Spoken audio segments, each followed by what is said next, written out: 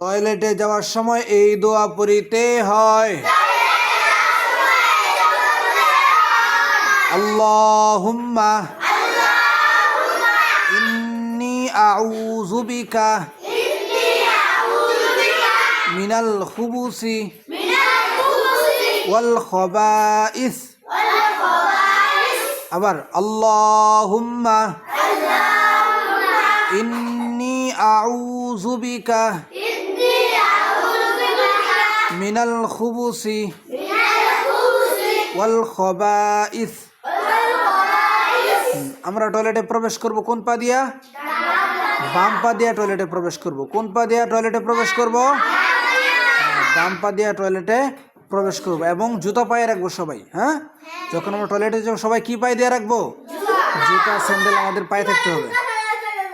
না না, এটা করবেন না সবাই। আমরা যারা টয়লেটে প্রবেশ করবে জুতা পায়ে দিয়া আমরা টয়লেটে প্রবেশ করব। আর প্রবেশ করার সময় বাম পা দিয়ে প্রবেশ করব। আবার যখন বের হব তখন ডান পা দিয়ে বের হব। কোন পা দিয়ে বের হব? হ্যাঁ, ডান পা দিয়ে বের হব। আর যখন ঢুকবো তখন দোয়াটা পড়বো। কি দোয়া? আবার বলেন টয়লেটে ঢোকার সময় এই দোয়া পড়িতে হয়। আল্লাহুম্মা ইন্নী আউযু বিকা মিনাল খুবুসি ওয়াল খাবাইস। বলেন টয়লেট থেকে বের হওয়ার সময় এই দোয়া পড়িতে হয়।